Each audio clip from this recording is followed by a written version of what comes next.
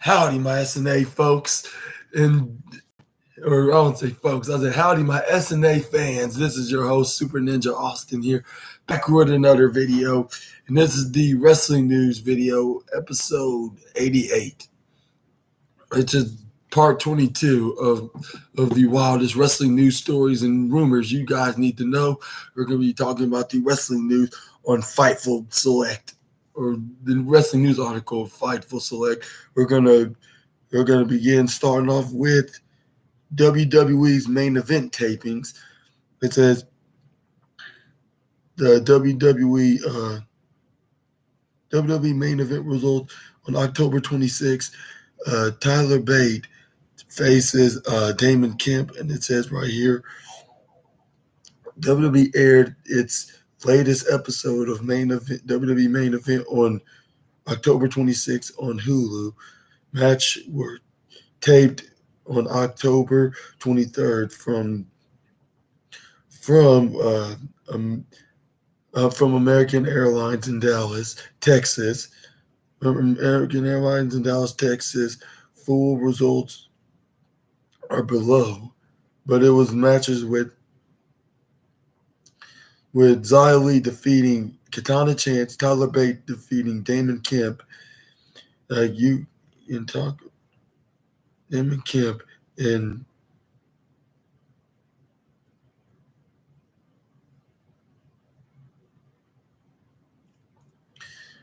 yeah, it says, and according to these news articles, it looks like there was a couple more NXT wrestlers who wrestled in the main event tapings, and those guys is none other than Damon Kemp, aka Gable Stevenson's brother, and also the former two-time NXT UK champion Tyler Bate.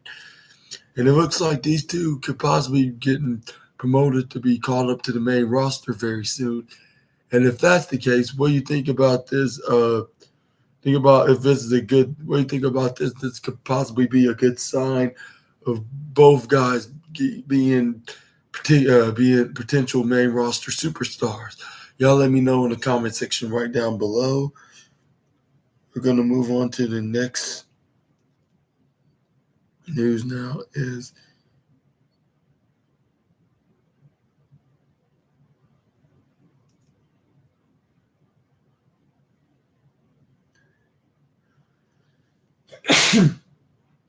excuse me. Okay.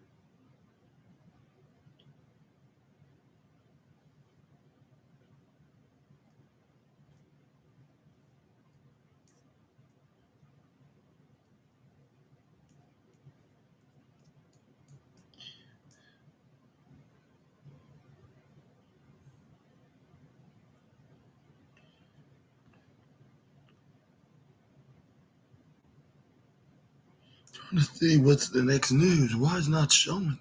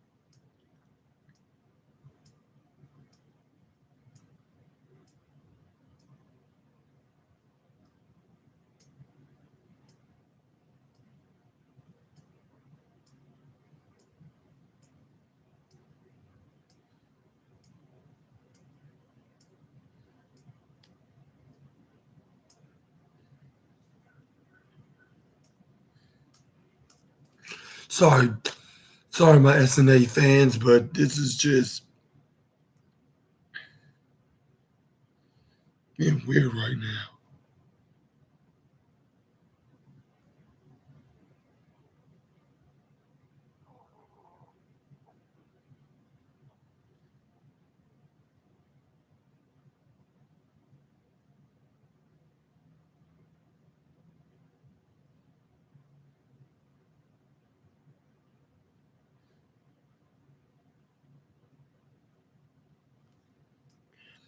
Why is it messing up at this time?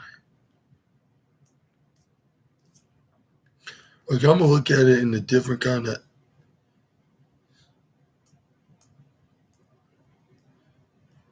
Look at it from my Chrome side of Google.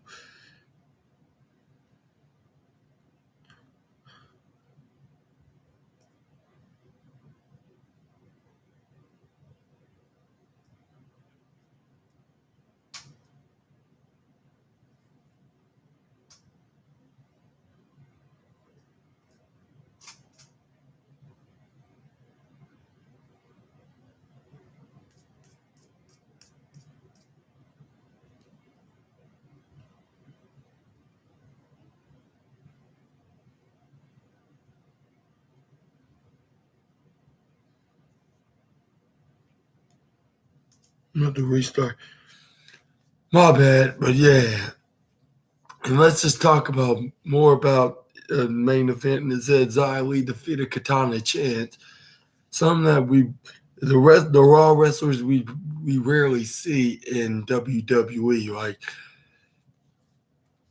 Like W like so, like which they if I don't get some TV time, unfortunately it has to be on a show that no one doesn't really watch anymore. No one ever even watch on a regular basis like since 2012, 2013. Because it's not really much star power and the lack of it. Not how much star power and there's lacks of it in onto the show. It's just some kind of a off-brand show that wrestler that does not get no TV time on Raw or SmackDown wrestle at. It looks like it's giving NXT wrestlers, but on the other hand, like it's giving NXT wrestlers a chance to wrestle in there to show their skills in the ring.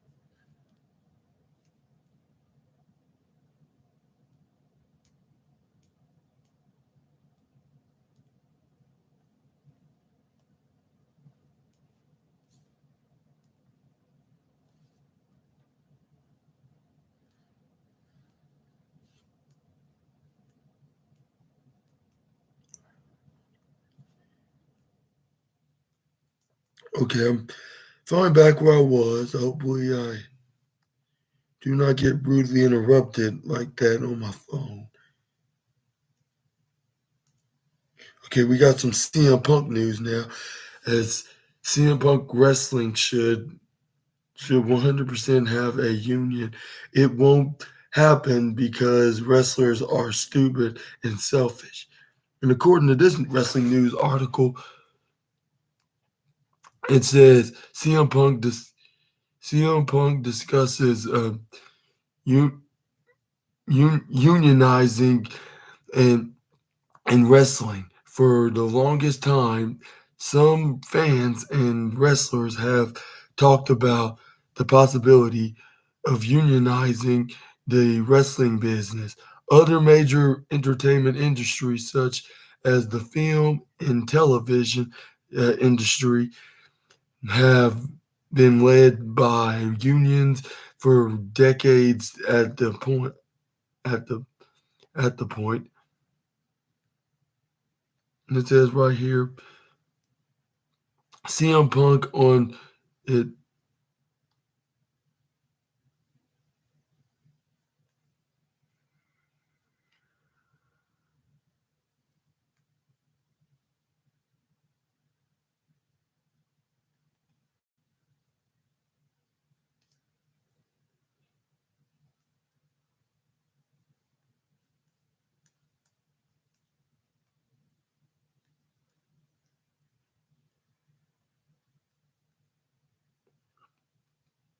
Where was I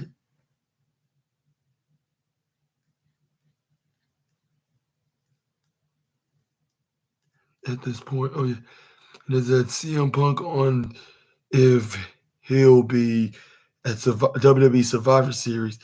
And he said, I think it's sold out tickets are hard to get.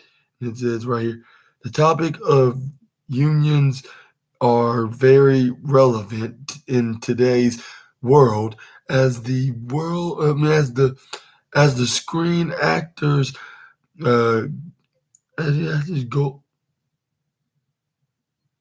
actors go gold go guild guild is as actors guild is currently on strike as they fight for fair pay and working conditions for the for the actors recently the Writers Guide of America Writers Guild of America was a strike as well, but a new deal between that guild and the studios was reached in late September.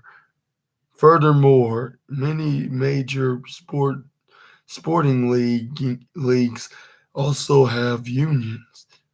While speaking to while speaking to 670 to score for a new for interview for future professional wrestling. Yeah, wrestlers should 100% have a union. I'll always say this, and I mean it in the most loving way. Wrestlers will never unionize because wrestlers are stupid and selfish. That's just the that's just the way it is there is also not also there is always going to be somebody else uh, around the corner that wants what you have or possibly doesn't want you to have what you have, and they will do whatever the promoter wants you to do for less money. That's unfortunate. The boys the boys never stick together. Punk went on to say that he lockers hockey because the players stick together due to the fact that they have a players union. Punk went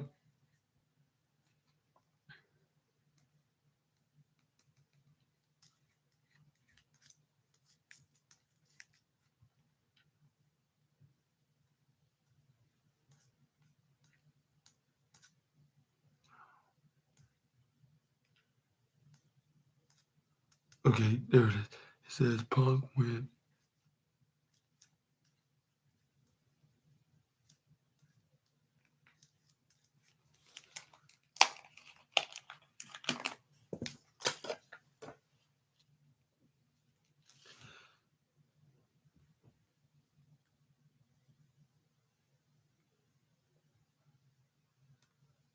as that Punk also went on Stars of Wrestling.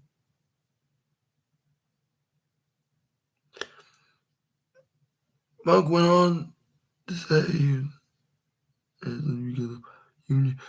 oh no, I already read that.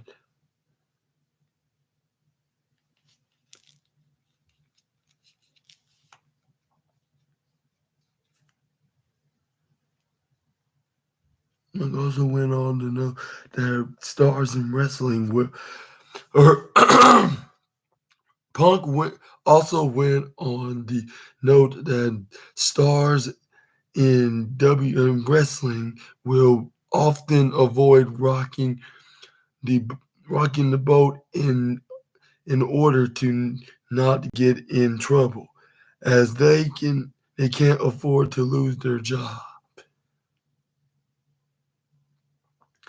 I think it's a lack of places to work. It's I think it's a lack of places to work. It's really There's really wage gaps. This dispar- disparity. It's a class war when your boss is a billionaire and you don't want to rock the boat.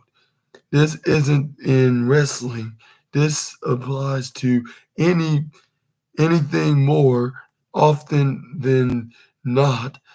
People will people will want to keep their head down, not get in trouble, and just go about their day. For better or worse, people have mouths to feed. There there are people with kids, families talking or not talk, taking care of other people, and they can't afford to lose their job. Job. Fortunately for me, I've I've never been that guy. I'm always like, I don't need the money. This is wrong, and I get to tell people it's wrong. I I don't think the platform I have is worth any anything if if I don't speak from the heart about issues that I feel are important. The former AEW world the former AEW world champion went on to state that he has researched about about striking and that it really boils down to having strength in numbers, saying I I have researched probably not extent as extensively as I should if I was going to act on this. I'm just me. There is strength in numbers if it were to ever happen, just like it happened any other time. People have risen up and created a union or strived for for better working conditions for workers. For workers, it has to be a group of people. People have to stick together, and wrestlers are just never going to stick together. It's sad.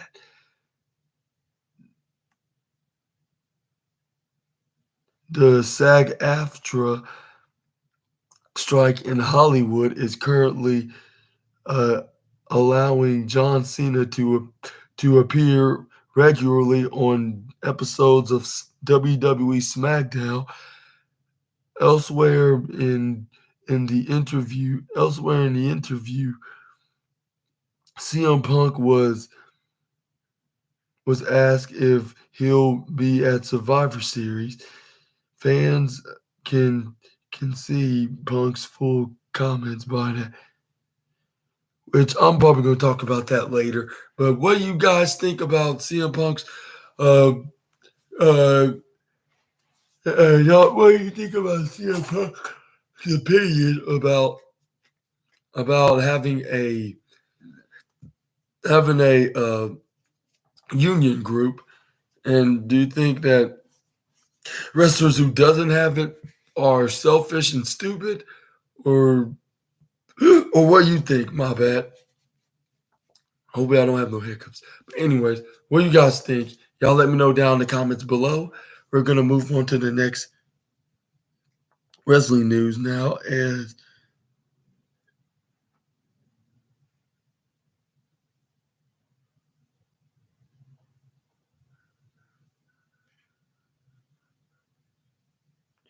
it's some Grayson Waller.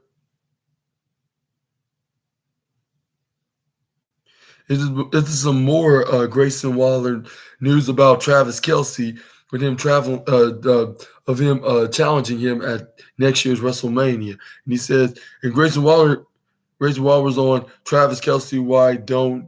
Why don't he defend Taylor Swift? Defend Taylor Swift's honor. My apologies.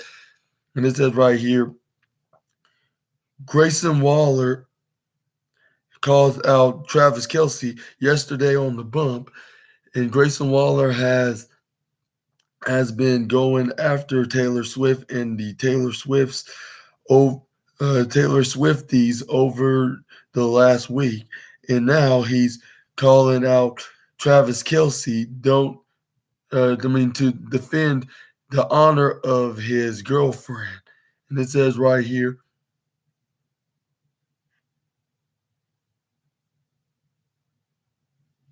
and it says Maxine Dupree is a Swiftie herself, and speaking with on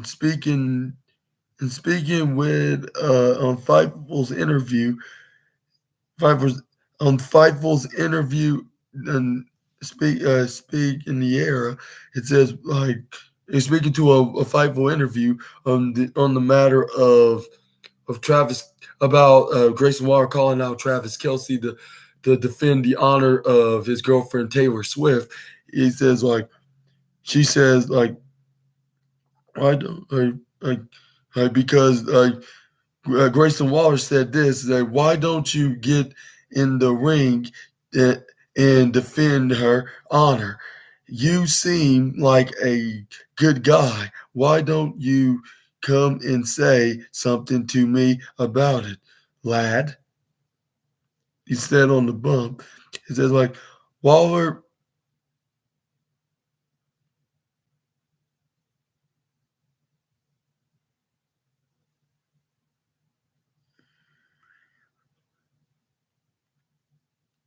And then it says right here, Waller suggested a WrestleMania showdown between himself and Kelce. Waller is a Philadelphia Eagles fan, and Travis Kelce's brother, Jason Kelce, plays for the Eagles. And he also beat him at the Super Bowl as well, being the two first ever brothers who battle against each other in a Super Bowl as a wrestling fan. And also, this will be a perfect match for that simple fact, because his brother will be there and he'll probably be helping the arrogant Ozzy out, even in the odds with Austin Theory into the process. It'll be like Austin Theory will be in Grayson Waller's corner, and then Travis Kelce have his brother Jason Kelce in his corner. That would be a great match. I would see that. As a wrestling fan and a football fan, I would love this match. This will be a dream come true. Of seeing one of my favorite football players, Travis Kelce, facing off against Grayson Waller, one of the most arrogant, entertaining guys in WWE right now. And if this match happens, who do you think is going to win? Is it going to be the Aussie Icon, or is it going to be the two-time Super Bowl champ and tight end, Super Bowl champ / tight end from the Kansas City Chiefs?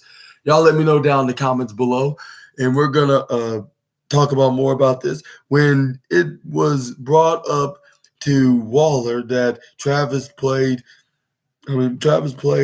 better with Taylor attending his games, Waller said, I can understand a lot of hot girls come to the show to see me when there is the hottest of the hot. I put on my best performance. When I'm struggling for the week and there is an 8.5 there, I'm not at my best. Good for Trav. He's putting in hard yards. I can't wait until he plays the Eagles and gets put in his place by our defense.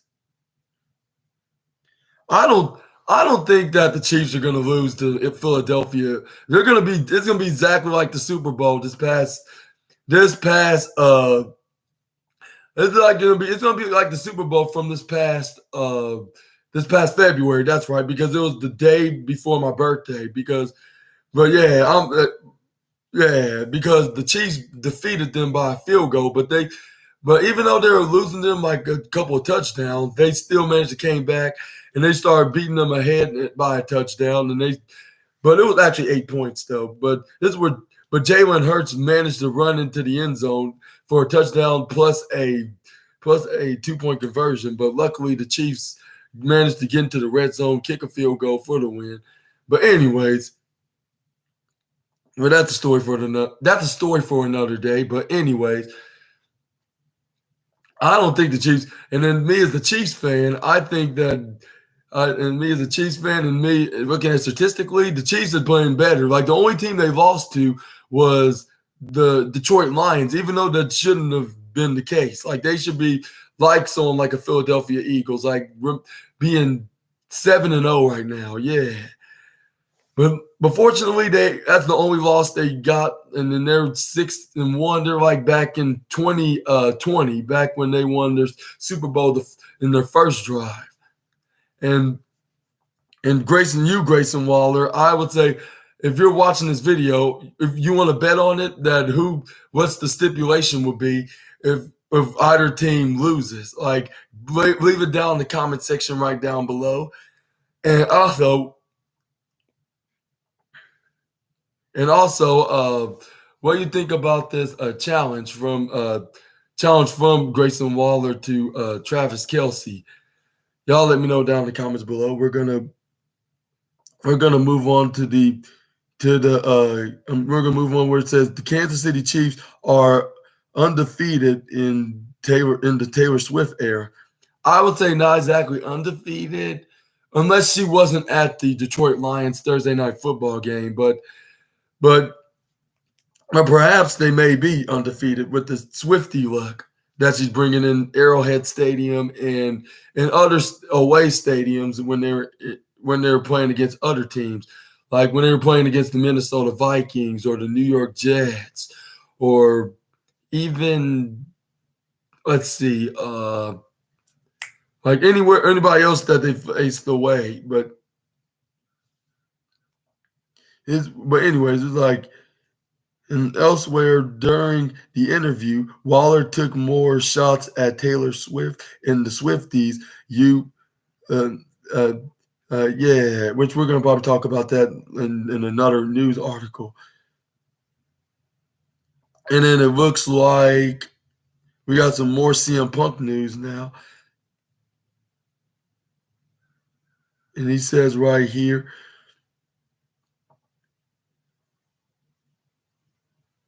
it said, and now we're finally going to see this interview when he was asked about would where he, is there would he make an appearance or be in attendance to the latest WWE's annual Survivor Series event? But anyways, we're gonna talk about that.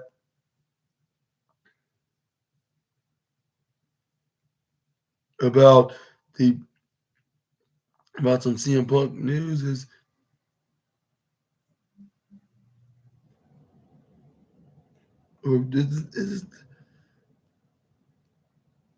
okay. Let's see. Like after a long pause, Punk stated they're asking if stated that they're asking if I'm going to be there. Like, huh? Like, or not, huh? But he's like, I'm going to be there, looking in a confused face, and then he said, "I I think it's sold out. I think tickets are hard to get."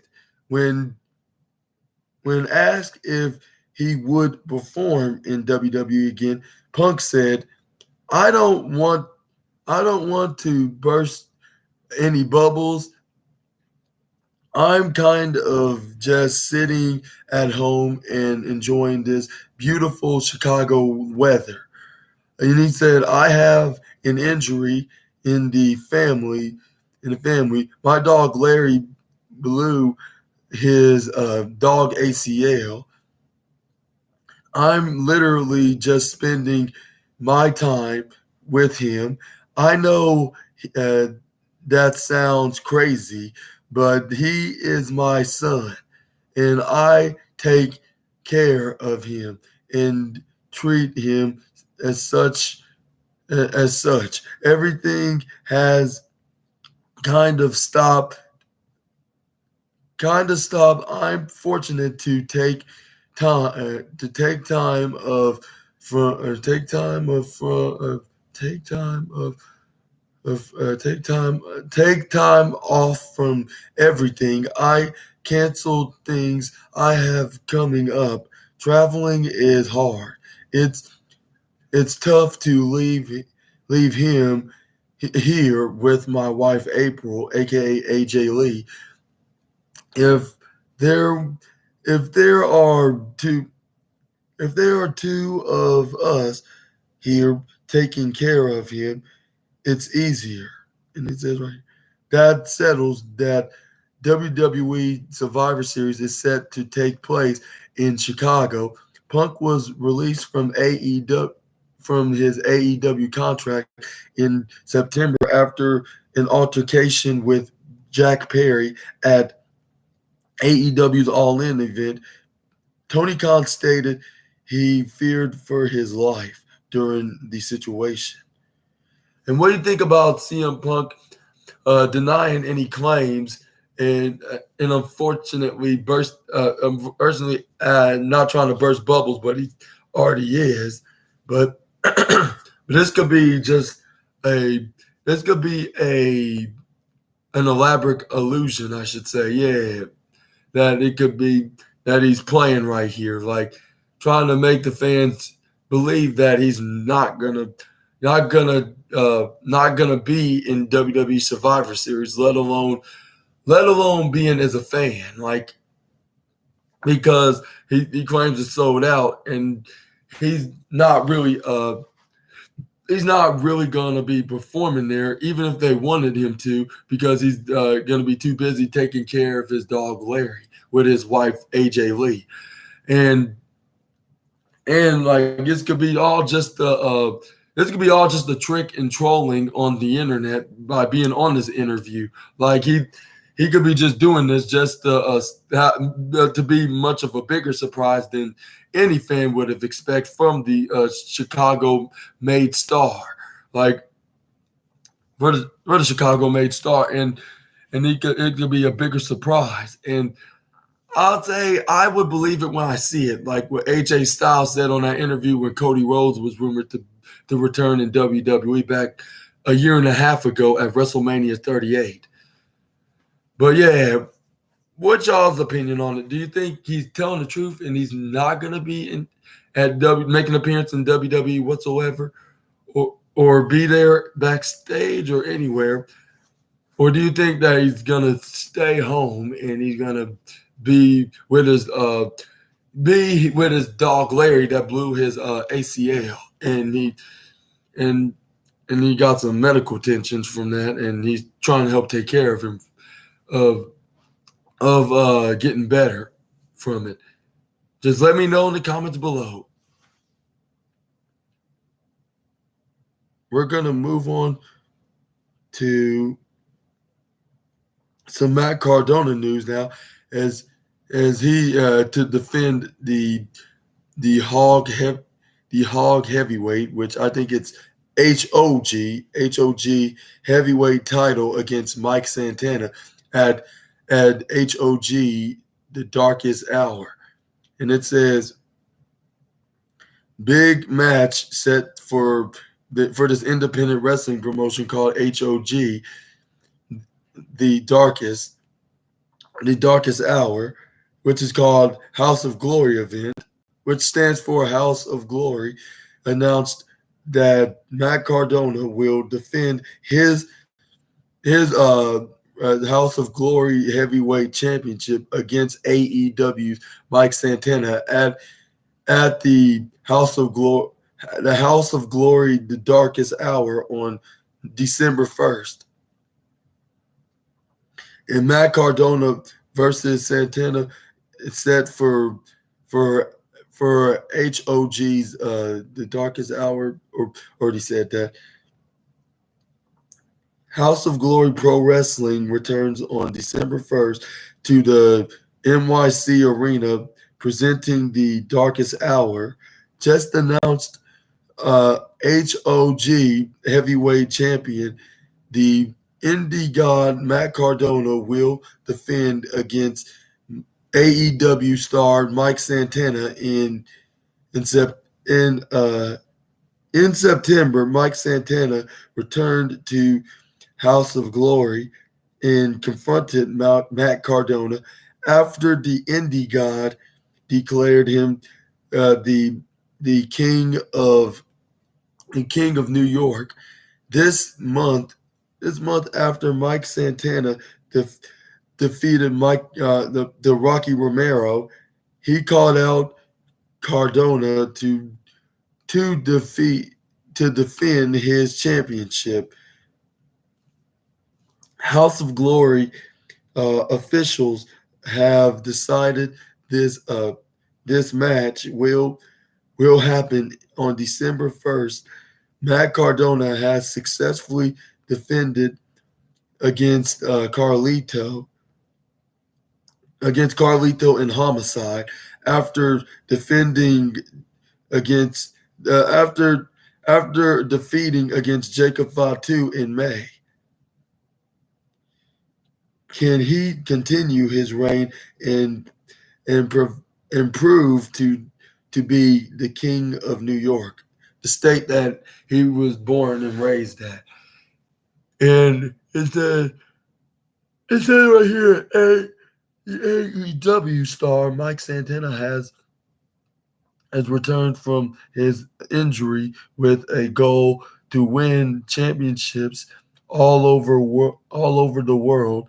After defeating Rocky Romero this month, can he defeat Cardona and become heavyweight champion?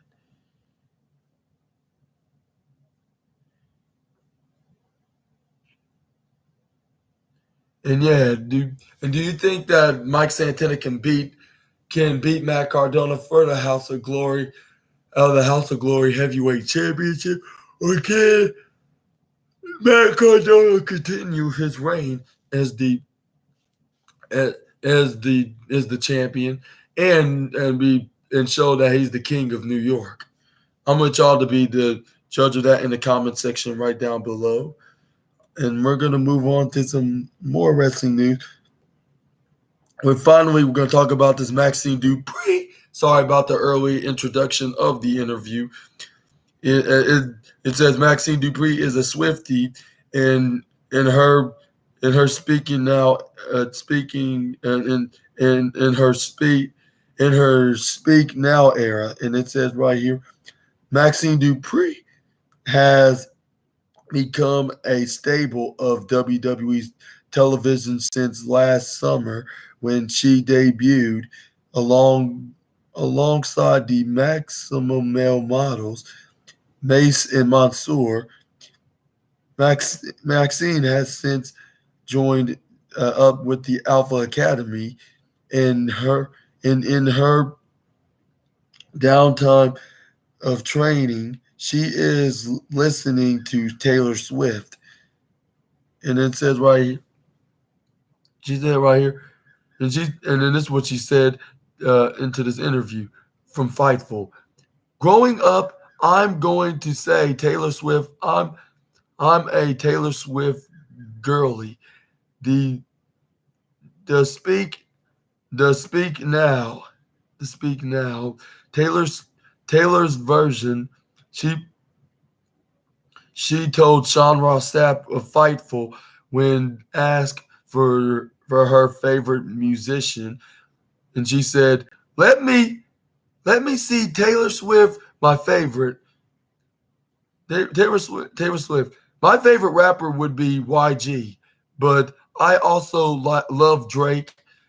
And I'm from California, so YG is like my OG favorite. And then, uh, and then in more recent years, Drake. Then my favorite female rapper and artist, Megan Thee Stallion. Dupree might have to defend Taylor's honor against Grayson Waller, who has been at war with the Swifties over the last week. 1989 Taylor's version is to release on Friday, October 27th. And were you Swifties out there is gonna buy it, or are you gonna buy that album or download it onto your phone and your music app or whatever and what do you think about Maxine Dupree of being a Swiftie, and also her favorite rappers are the likes of Drake, YG, and Megan Thee Stallion. Y'all let me know down in the comments below. And also it says elsewhere during the interview with Maxine discussed using Minami Toyota's Japanese Ocean Cologne suplex as her finisher. You can we're gonna probably talk about that later on into this wrestling news reports of these wrestling news reports. But anyways, we're gonna move on to some Baron Corbin news now, as he recalls advice from John Cena and The Rock, and he said, like, I'm trying to the implement that with guys in NXT. And it says right here, according to this news article now, Baron Corbin discusses the Rock and John Cena's recent appearances in WWE due to the ongoing SAG after strike in Hollywood. John Cena has been a mainstay on SmackDown in recent weeks.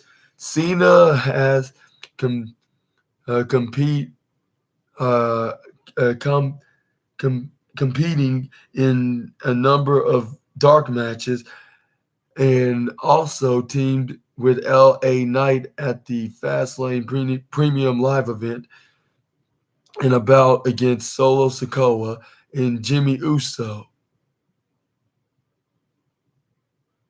And then it says right here, speaking to Chris Van Vliet for a new interview, Baron Corbin said that many young stars in WWE don't think they'll get the chance to work with a guy like John Cena these days.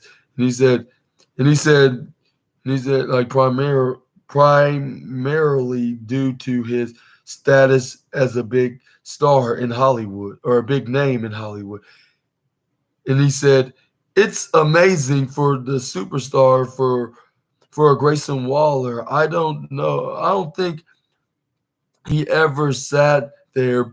You're like, man, I'm gonna be in the ring with John Cena. It's just not.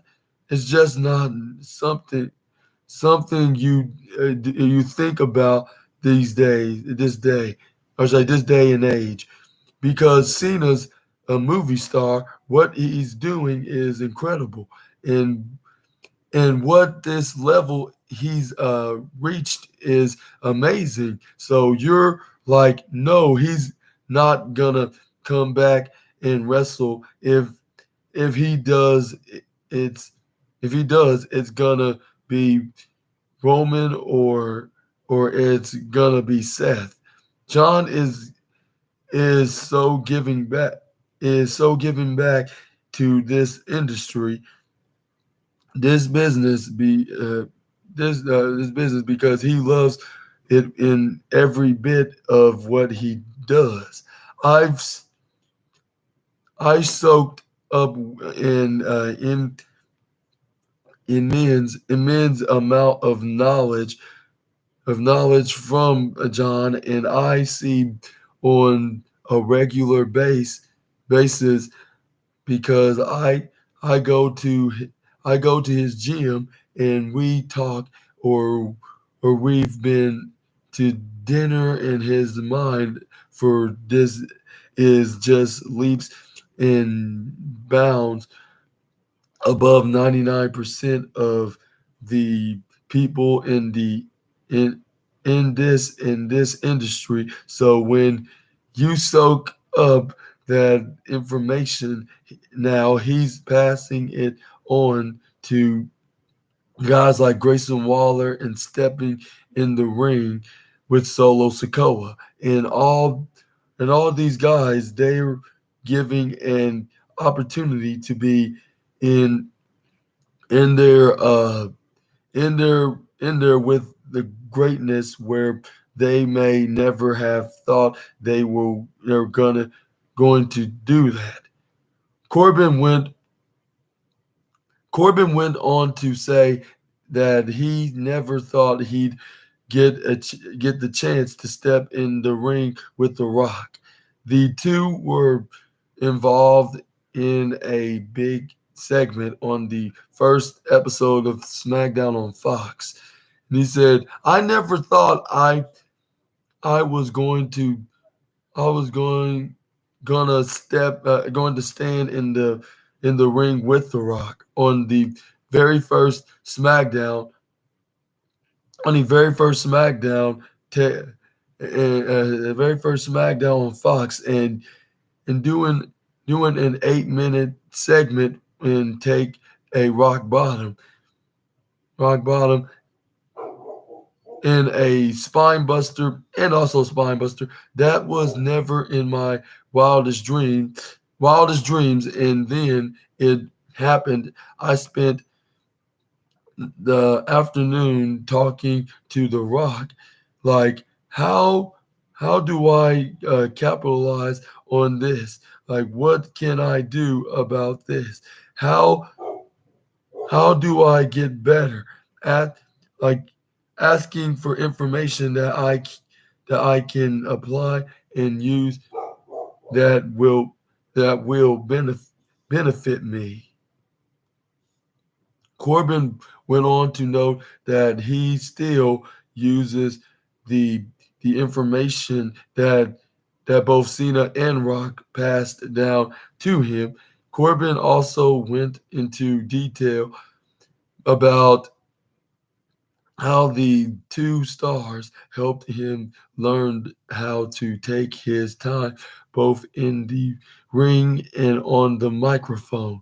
He said, absolutely, there's the ability that those guys have, which I take a lot of pride in as a heel is listening to the crowd for my timing in where John Cena and The Rock are the absolute best, and you can hear it.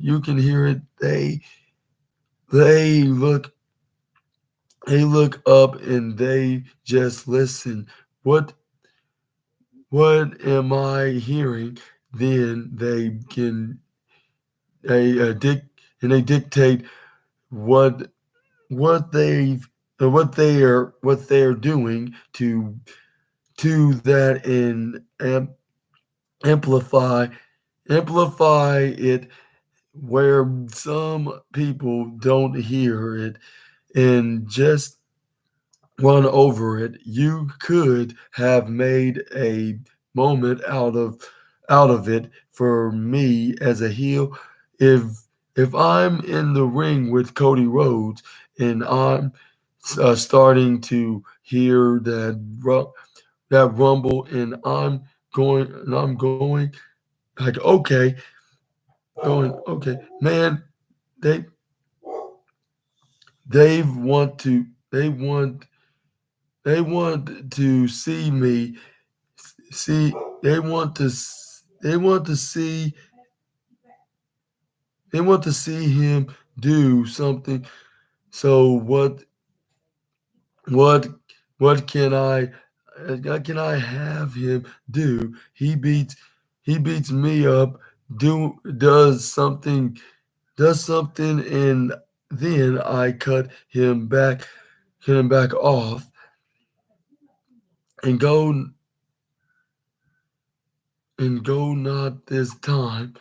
I've I've learned that ability from Rock and Cena, and from Cena. Listen listen, don't rush. Things take your time. Then you can do the same in promos. You you have you have to be able to uh use the multitask. Some people just don't, and they miss out on an opportunity to get a better reaction or those things. The former NXT United, the former United States champion currently resides in NXT, where he's worked against talent such as Braun Breaker and Ilya Dragunov. Corbin went on to say that he is trying to implement some of his knowledge into some of the guys in NXT as well, saying, I'm trying to implement that with some of the guys in NXT. Slow down. It is a faster paced what shows, and that's what's cool about it. It is different if it's the same product. Where we're just going to watch Raw and SmackDown. If it needs to be different. It needs to stand out in its own way. It and it is that fast pace.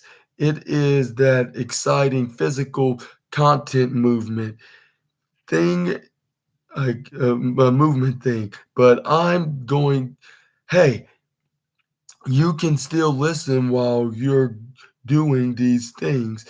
If you hear that, you can you can take it from a 6 to an 8, and now all of all of a sudden all of a sudden you're going from an 8 to 10 to a 10. You can do that. That's two things I've just learned from those guys, to listen to take your time. and he got some, and then we got some more news about his interview about his take. Recalled that Vince McMahon wanted him to wear gold medals, like after defeating Kurt Angle at WrestleMania. But we're going to talk about that later. And what you thought about his confession about some advice that both John Cena and The Rock gave to him when they when they were in WWE at the time, making when they make their a couple appearances off because their respective schedules in Hollywood.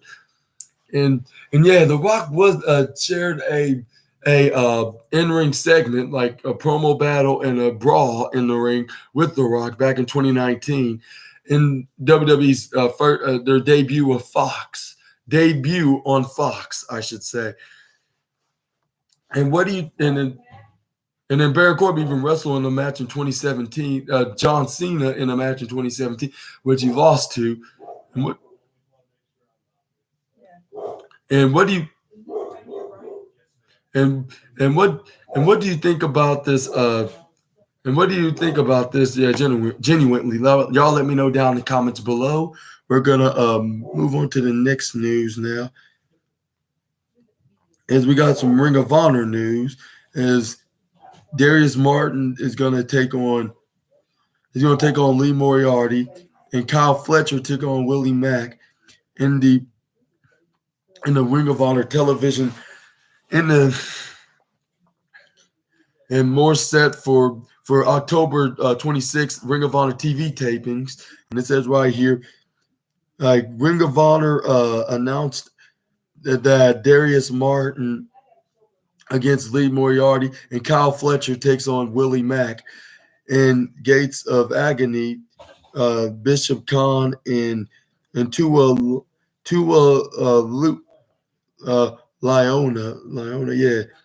Liona and Bishop Khan, that's what the names are, versus the Iron Savages, Boulder and Bronson, versus Cole Carter and Griff Garrison.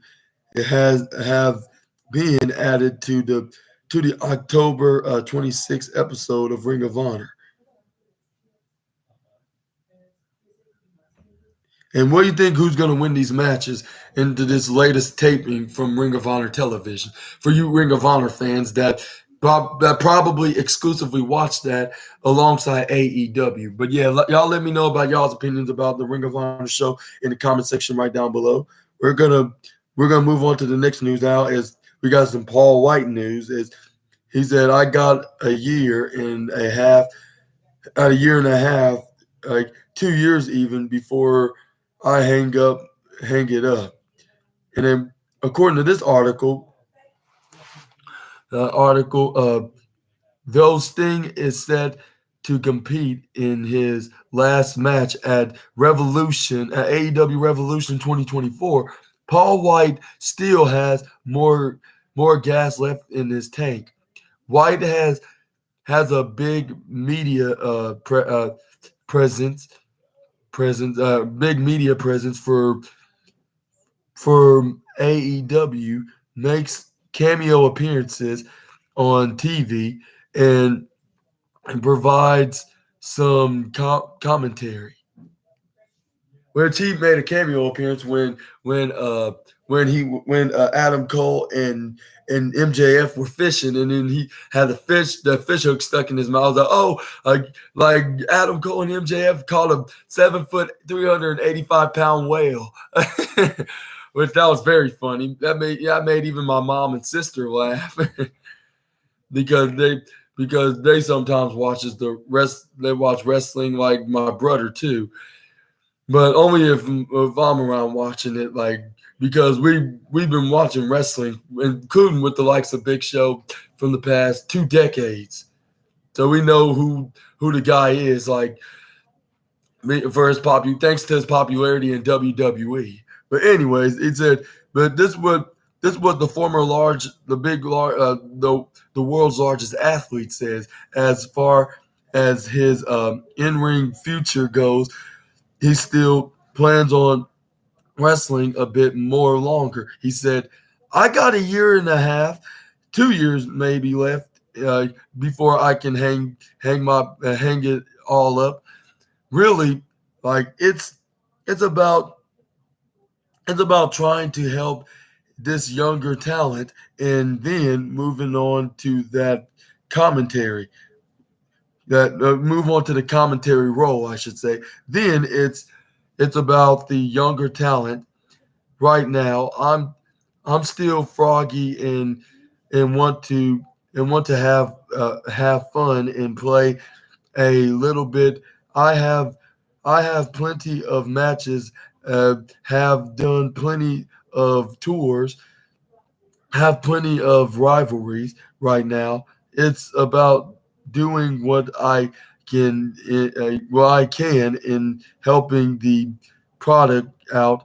There's a time. There's a time all things come to an end. Unfortunately, White told Tim and Eli on Battleground.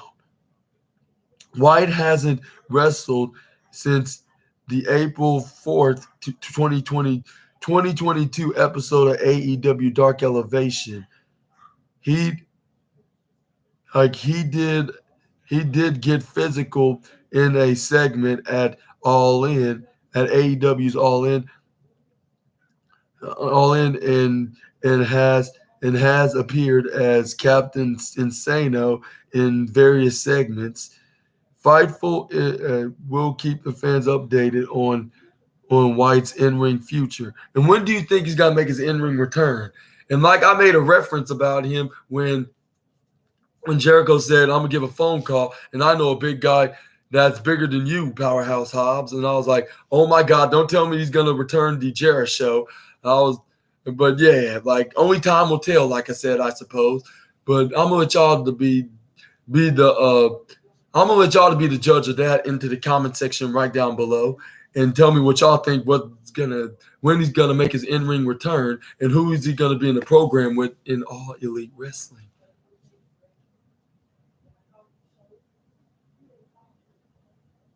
Okay, we got some Nick Aldis news now. Is Nick Aldis on joining WWE? This is the biggest opportunity. He said that this is the biggest opportunity that he ever had, and and he and he's fully ready to execute. And it says right here, Nick Aldis is excited for the opportunity of he has been given in WWE. Nick Aldis, a a two-time NWA World Heavyweight Champion and former TNA World Heavyweight Champion,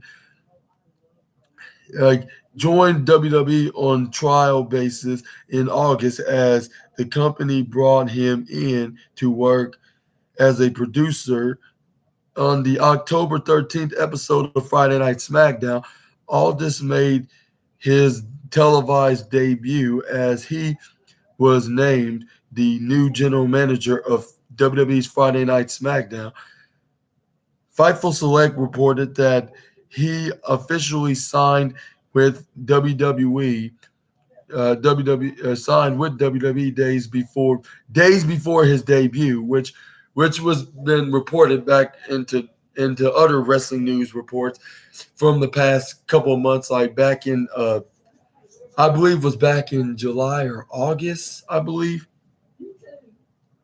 Speaking on Busted Open Radio, Aldis was asked to describe his his mid set about joining WWE, and now he felt he that when he finally got the chance to do it to do so, this is what he had to say. Like I'd I'd be lying if I said I was I was something that I was in anti anti in, anti, anticipating anticipating anticipating as the point as this at this point, but but at the same time, I sort of made peace with the idea that I that I may or may not have that it may or may not happen. I think I sort of made peace with that several years ago, and I think that that was in many ways a sort of turning point turning point that helped me embrace the other opportunities that came my way. And it says, I think I might have wasted some time with with always having one eye on WWE, and eventually I had a sort of it pipe epip, epiphany where it was like, look, they're gonna give you an opportunity, or they're they're they're not, or they're gonna give you an opportunity, or they're not. All you can do is be the best version of you that you can, and show the world your vision of who you want to be. I I heard you guys talking about my intro and his in this new role. Like, you talked about opportunity, bully, and that's really the baseline of my approach going forward. Of course, you can't determine what opportunities come your way. You can only determine what you do with those opportunities. And for anyone who is unfamiliar with my past, my experience, I've been in this business my entire adult life. This is my profession, Aldous said. Aldous went on to describe how he has made the most of the uh, opportunities he has been given in the past. He referenced his success in TNA and his work in helping build the National Wrestling Alliance back up during his time with the company. All this then made it clear that he's happy with the opportunity WWE gave him, and he's ready to execute on it. And what do you think about Nick Aldis, about his opportunity of being in WWE, finally being on the show and being with the company, and also like of he of even though it's not an in ring ability or in ring like, no, I mean not in, show his in ring ability, not to show his in ring ability and being as an in ring competitor. I But it is an on-screen managing role as the general manager of Friday Night SmackDown. And who knows, maybe we'll see him lace up a pair of boots again and step foot in that ring into a wrestling match, like a match that WWE fans have yet to see. But I remember him on TNA, like, and he was their world champion, wrestling the likes of Bully Ray and even Bobby Lashley. But yeah, and even Eric Young, of course. And he wrestled, and I remember seeing highlight videos of matches when he was in the National Wrestling Alliance, wrestling Cody Rhodes for the National Wrestling Alliance World Heavyweight Championship. That's a wrestler that he could possibly wrestle again in WWE. Considering if Cody Rhodes finished the story, and then we could see some kind of a heel authority figure, which I'm sure most of you fans do not want to see again. But I would say maybe he could turn heel and then challenge Cody Rhodes for the undisputed WWE Universal Championship, which that could be a dream match that could happen. And we could probably see Matt Cardona, Cody Rhodes' friend, mostly on Nick Aldis's point, like if he can return. And do you think that could possibly happen? And what you thought about his motivating interview, like when he was being interviewed, of his motivating answers? Like, y'all let me know about that in the comment section right down below. Being of him talking about like you'd be the better version of yourself. But anyway, this is what he also had to say. He said, like, I took a god awful Roman gladiator gimmick in my 2009, and by 2013 I was the world champion. I told a brand that if it wasn't dead, it was alive, like a life support. It was on life support. If it's not dead, it was on life support, and a belt that was not particularly well thought of. I should say well thought of, in within less than a year, like less than a year deadline, the biggest independent show in the history of professional wrestling so far. Anyone who thinks that I would be disappointed or unhappy or anything like that with the opportunity to be in the in the biggest sport in the biggest sports entertainment show in the world, in the cap in the capacity in the comp in the complexity of your capacity that you're out on your own of your own. I'm so happy, and I can't wait to get stuck in when you think about what I do with those opportunities. This is the biggest opportunity that I've ever had, and I fully ready to execute. Aldis said. During the interview, Nick Aldis also discussed working as the producer, but we're going to talk about that in just a moment right here. And what do you think about Nick Aldis thinking that this is the biggest opportunity being in WWE? Oh, over being former world champion in the likes of NWA and TNA, but y'all probably would have y'all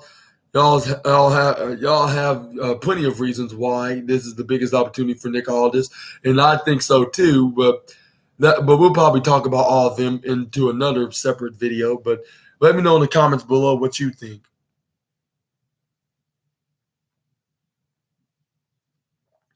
Up next, we got some Ilya Dragunov news now, as Ilya Dragunov reflects on getting to share the ring with Cody Rhodes. Say it was a very special moment.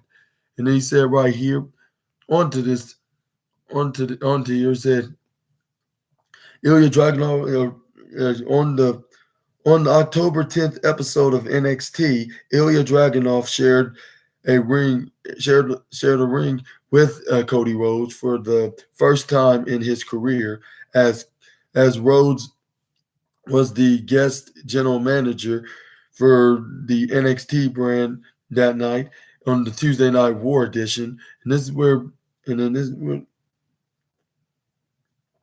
and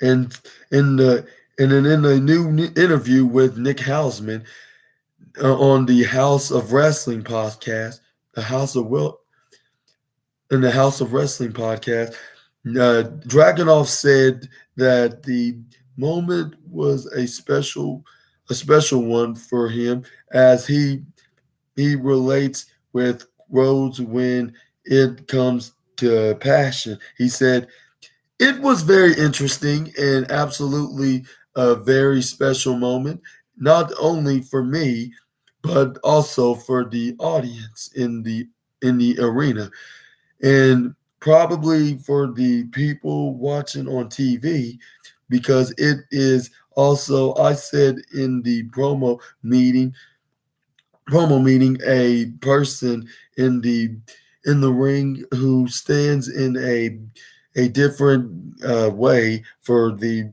exact same things, like that you stand for, is something that that very rarely happens. Look at Cody Rhodes. He brings an energy, a fire, a passion to like to passion to the ring, in front of those arenas, in front of those people that not that not a lot of a lot of other people can do. I do that too for NXT people, and he said right here, feel what I feel what I do, the passion, the fire I bring. This is something very similar, and I mean this in this moment, standing me and Cody Rhodes together in one ring. I was scared that there was going to be an energy overload. Dragunov recently stated that Halloween Havoc will be a nightmare for Carmelo Hayes. Fan, because they're from a sit down interview. And what do you think about what Ilya Dragunov said uh, about his time?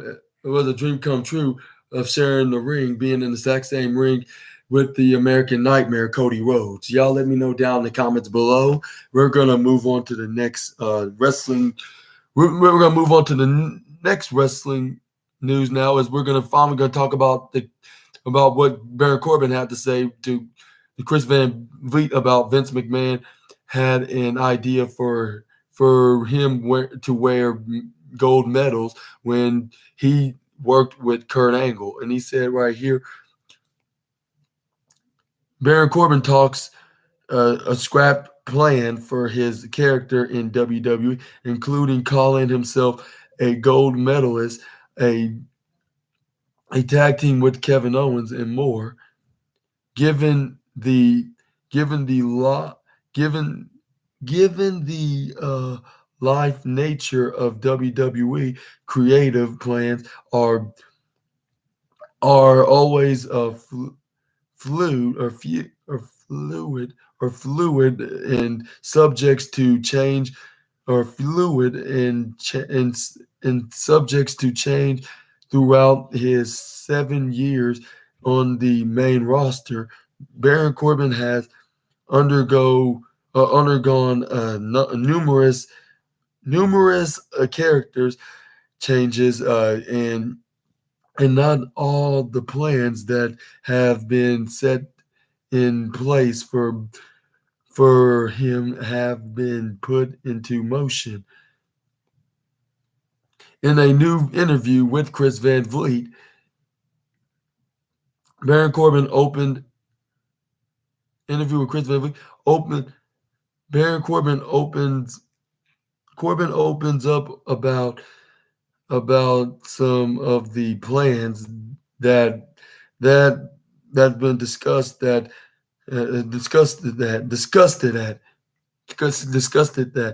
for one reason or another never played out on television. For starters, Corbin says that Vince McMahon had an idea for Baron Corbin to call himself a gold medalist during his program with Kurt Angle.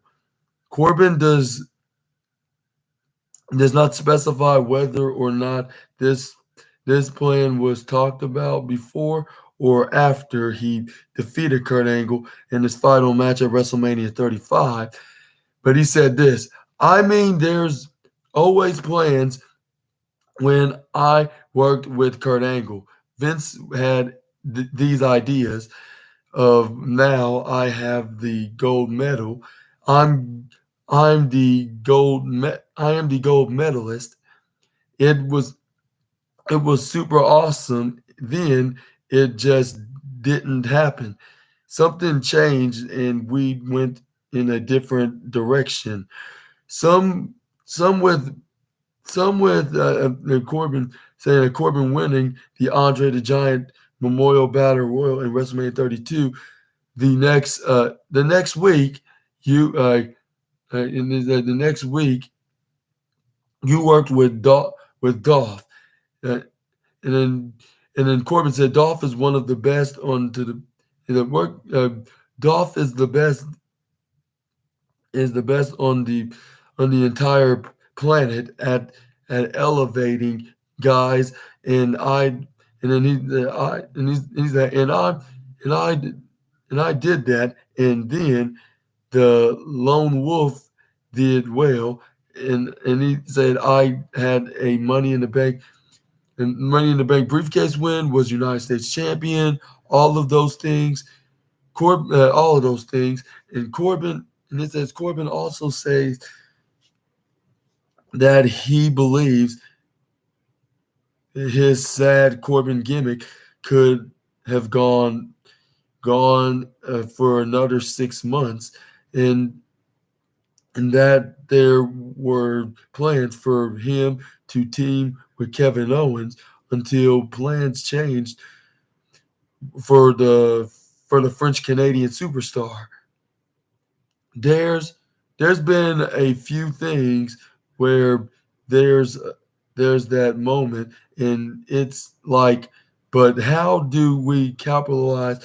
And then things change. I don't I don't know. Somebody gets hurt. Somebody gets hurt. I've I've had moments where we've supposed to have a match where with somebody that's gonna lead to something, and they get dinged up, and they gotta we we got to go this way, and it kind of hurts that flow that flow, but that's not the nature of the business. That's the nature of the beast. The nature of the beast. They've they've got a lot of really they got some really talented writers that write these shows, and maybe it's some idea that they think is that's better than what they had, and we go with that, or go with that. Maybe doesn't it doesn't work. Maybe it does. It's just random. I mean, Sad Corbin was random. I think we could have ran that for another 6 months. He said Kevin Owens and I had a really awesome pitch to run as top tag team with Sad Corbin, and they were like, we loved it, we love it, we we did it for like 2 weeks, and then Kevin had to go a different direction. It was turning me babyface. I think Vince didn't want me to go that route yet with me, so that's why we shifted gears and switched to Happy Corbin.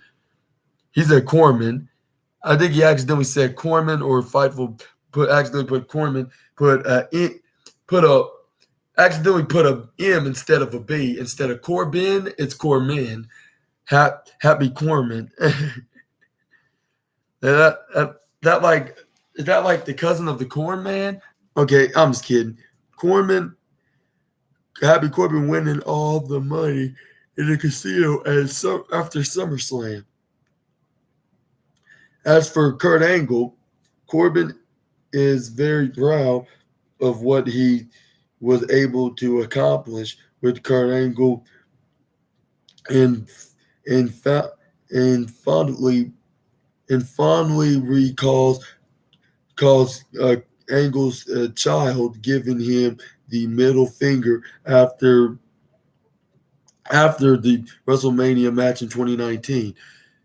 And what do you thought about two ideas from the past few years? With one of them in 4 or 5 years ago when he was in the storyline with Baron Corbin, and when Baron Corbin was in the feud with Kurt Angle. I mean, my apologies.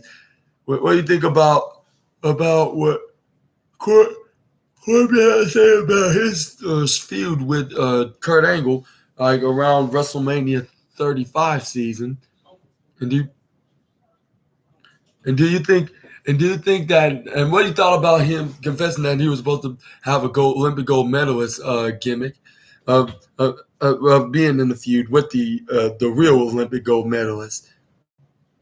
And what do you thought about being scrapped and about another plan being scrapped 2 years ago with sad broke ass Corbin teaming with Kevin Owens in the tag team and turning Corbin babyface? Y'all also let me know about that in comment section right down below. And it seems like Vince McMahon did not want him to be at a full time team with Owens because like he did not want Corbin to be baby faced. And it looked like he was about to be if this he carried to be a long term thing, like be a long term thing with the prize fighter and the former lone wolf.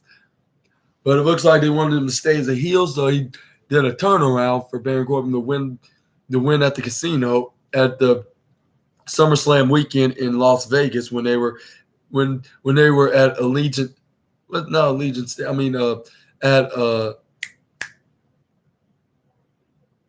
what's that?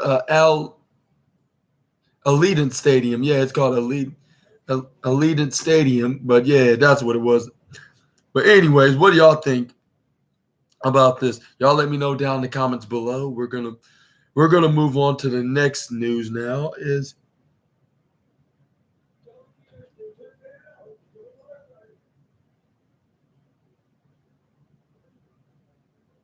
But yeah, we got some Rocky Romero news now as he says that CMLL talent are not allowed to be on the same shows as AAA talent in AEW. And, and according to this confession from the CMLL and AEW star, Rocky Romero provides some more insight into the working relationship between AEW and CMLL. Early Earlier this month, Tony Khan made a huge announcement as he revealed that CMLL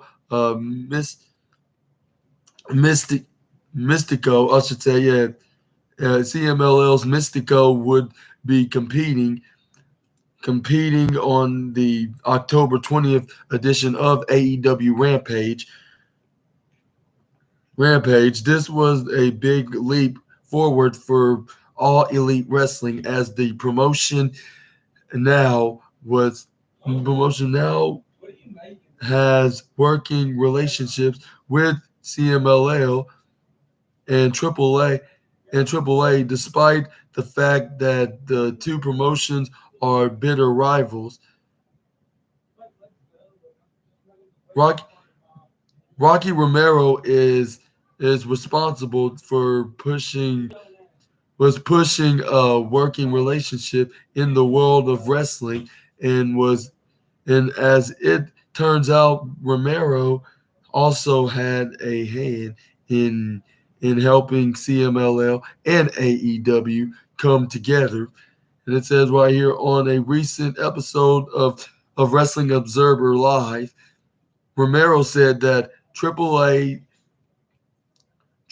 talent are allowed to compete on the same show as CMLL talent and vice versa. Despite this, Romero is happy that is happy that another forbidden door has been opened in the world of wrestling. And it says right here, the para the parameters are things like no AAA talent on the same show as CMLL talent obviously not in the same matches as well. But yeah, I think I'm pretty much responsible for at least getting the conversation started in bringing the idea of CMLL working with AEW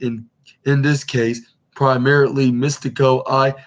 I think I think over the past few weeks we've we've heard quite a bit that Tony Khan was a big fan of Mystico, also known as Sin Cara, or formerly known as Sin Cara.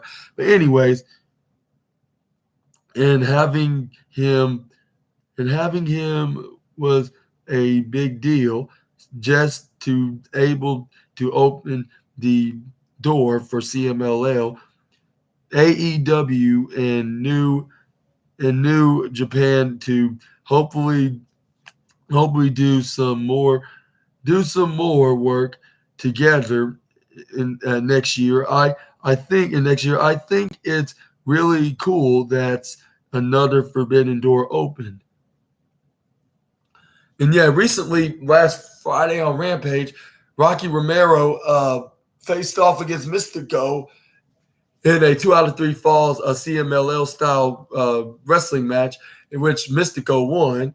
And it's really great that Tony Khan has made a deal with CMLL and brought in Mystico from there.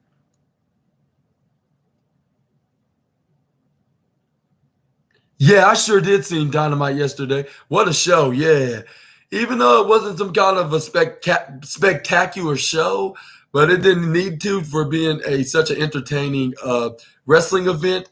Like, and I think the AEW should continue to put on the shows like that. I would say, including their Dynamite Diamond Ring match. Like, it shows what's next with MJF against the uh, Bullet Club Gold leaders, Jay White, and he's gonna Jay White that he's trying to go on the hunt of taking that title back. And then he even challenged him in an 8-man tag match, which he's probably gonna have no choice but the team with the Acclaim, the face off against the Bullet Club Gold, and then he's gonna try to get his title back for and get his title back. And I'm not sure if he's gonna be able to get his title until Full Gear. And then he also gonna have to worry about his Jay White's minions, the guns to take away the guns. Worry about the guns being the tag team champions. Not worry about the guns challenging them for the Ring of Honor tag team. Him and Adam Cole's tag team championship next month in November 18th. My apologies, at AEW's Homecoming. It was a fire, yeah. Kazuchika Okada and Orange Cassidy teaming against Claudio Castagnoli and Brian Danielson of the Blackpool Combat Club. That was totally the match of the night, yeah. If you haven't watched my video yesterday, I even mentioned, I was like, this is my number one favorite match of the night. And yeah, thank you for asking that, Mr. Justin Michaels. Justin Michaels, yeah. And if you haven't subscribed already, please make sure to subscribe and click the bell notification on the side. And thank you for asking that, Mr. Justin Michaels. Yeah, that was extremely fiery. Yeah, like, that was a really good match. And then yeah, recently, yeah, Mystico beat Rocky Romero. And what do you thought about Rocky Romero being one of the reasons why to bring in CMLL together with AEW and AAA and possibly AAA and Rocky Romero and also yeah, being the reason why about that. Y'all let me know in the comment section right down below. We're gonna move on to some more news. It's some more AEW news about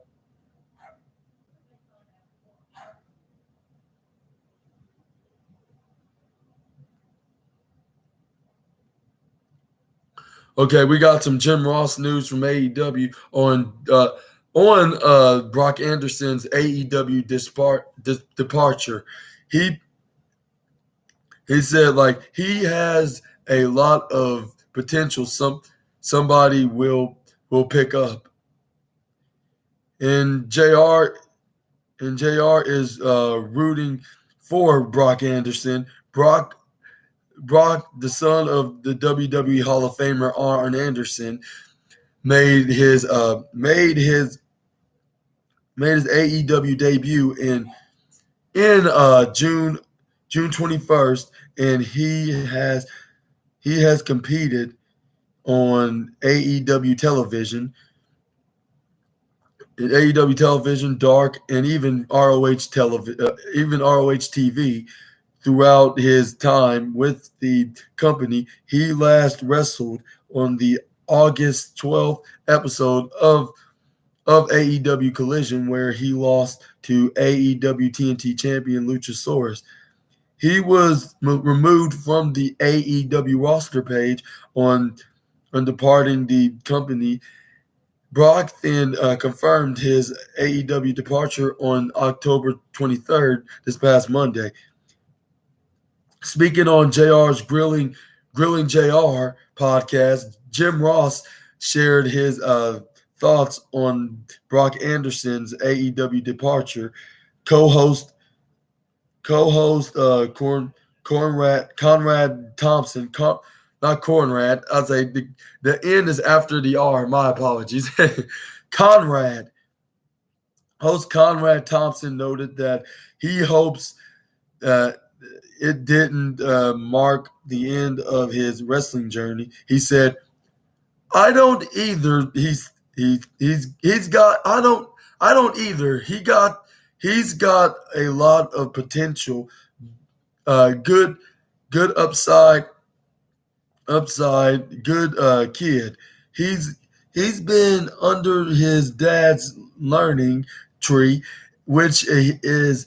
Which is always good because his dad is a great teacher, great coach, great motivator. So Brock will be fine. Brock will be fine. Somebody will pick him up. He's got a lot of ability, lot of potential. So we wish him nothing but the best. I'm dear friends. I'm dear friends with his father. I'm dear friends with his father. So I'm pulling. I'm pulling for Brock and his dad. So we'll see what it works out. It should be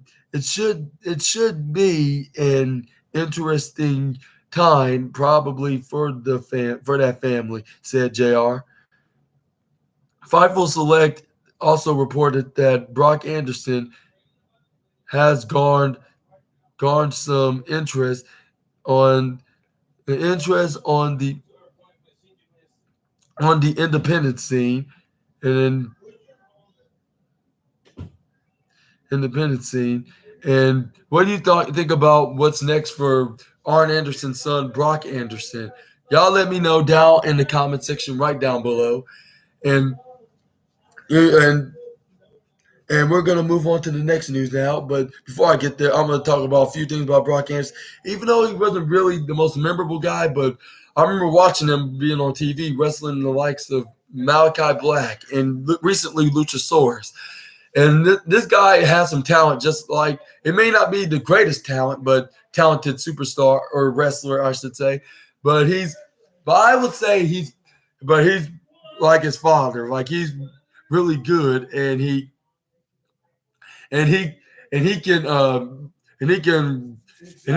work in the ring just how good he is, like because and how good he is, and hopefully a professional wrestling promotion signs him into a promotion, whether if it's an independent company or even a professional wrestling company, whether if it's WWE, TNA Impact, even AAA, the National Wrestling Alliance, or even New Japan Pro Wrestling, or even AAA. Like y'all let me know what promotion signs them in the comment section right down below. And I guess we're gonna end this video with Leon Slater saying, for I'm looking forward to my future with New Japan Pro Wrestling," and he also said, I want the best Super Junior," and then this is where Leon Slater has to say from New Japan News now is looking forward to getting more opportunities in New Japan Pro Wrestling. Slater made his debut for New Japan Pro Wrestling at the Royal Quest show in 2023 as he teamed with Cameron with Cameron K, I believe Cameron Kai, I think Cameron Kai with an H, I think with an H is Kai, yeah, Cameron Kai, to take on the Bullet Club War Dogs.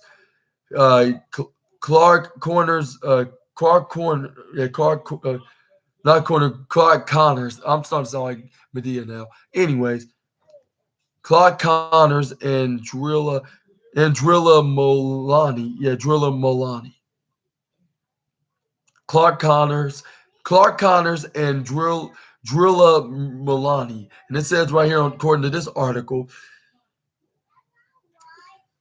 does. This was a major deal for Slater, as it was as his first appearance in a major promotion was decided from Impact Wrestling. In a new interview with Wrestle Purist,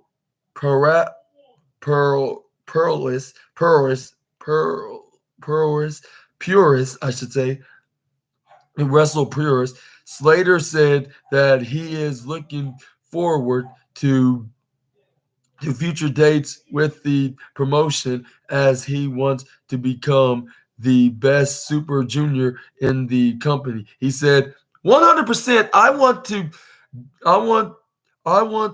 the best Super Junior.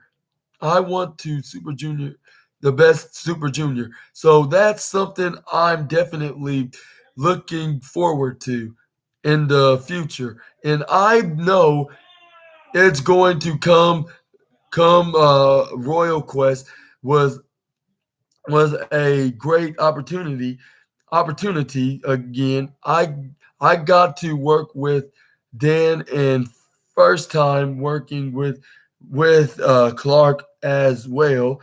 Those boys are incredible, and my tag team partner for the night, Cameron Kai, he's only 18 years old, and he's built like a effing animal, bro. That guy, he's got a crazy future so shout out Cameron Kai, but yeah, man, Royal Quest was a great opportunity, and again, just to be around the people like Will, and be around to Tanahashi, with the likes of Will, and be around Tanahashi and Ishii, and see how everyone operates. I feel like even if I didn't wrestle and I wasn't on the card, I would have learned so much just from being in that environment. Again, just super thoughtful, or not thoughtful, thankful. Super sorry about the tongue tie. Super thankful for the opportunities I've been getting lately. Like elsewhere, like in the interview, Slater Slater said the people are starting to invest in the indie scenes in the United Kingdom, once again. And also I have my European homies wrestling there in the United Kingdom in independent wrestling. But yeah, that's a story for another day. Shout out to you, for the one that shout out to the person I'm referring to. But anyway, Kingdom once again, and United Kingdom once again. Fans can learn more. Yeah, but what do you thought about Leon Slater being in New Japan Pro Wrestling and being in their Quest Battle Royal and getting to be around with the likes of Will Ospreay and Ishii and Hiroshi Tanahashi and much more in New Japan? Y'all let me know. Write down comments below, and then he even said, like, even if he wasn't in the match, he being in the environment, in the facility, in the world of Japanese pro wrestling, like, was a great experience, and as him as a pro wrestler. But yeah, y'all let me know down in the comments below. Also, yeah, this also I said also for, but anyways, but yeah, I'm gonna let y'all to be the judge down in the comment section right down below for you New Japan fans. But yeah, this is gonna be the end of this video right here. Hopefully you guys enjoy, and if you did, make sure you give me a huge thumbs up, just like Justin Michaels just did when he was just watching this video, and let me know that AEW was a great show yesterday. I wouldn't say greatest, but I'll say it was the best show that we ever watched in weeks, probably since watching the Tuesday Night War, I suppose, of Dynamites. Just to name my opinion of the most recent best Dynamite. If I'm not mistaken, I would say it could be any other Dynamites. Like, it could be Blood and Guts. It could be any other that comes to mind. But yeah, please give me a big thumbs up, comment down below, subscribe, click the bell notifications so you won't miss the notifications of when I upload my next upcoming video, which I'm gonna do another wrestling news video, which will be part 23, episode 89. Along with later on that evening, I'm also gonna be doing the Friday Night SmackDown review, the AEW Rampage review, which is going to be part 11, episode 89 and episode 90, my 90th edition of the SNA podcast. And also, what's your favorite news story on this list, onto this news article from Fightful? Y'all also let me know about that in the comment section right down below. And make sure you stay tuned for my next wrestling news video, which I'm going to be talking about the wildest wrestling news stories and rumors you guys need to know on Wrestling Inc. And yeah, I've been your host. But right now, I've been your host, Super Ninja Austin. This was the 88th episode of the SNA podcast, and hopefully you guys enjoyed it once again. And then and also what else I had to say?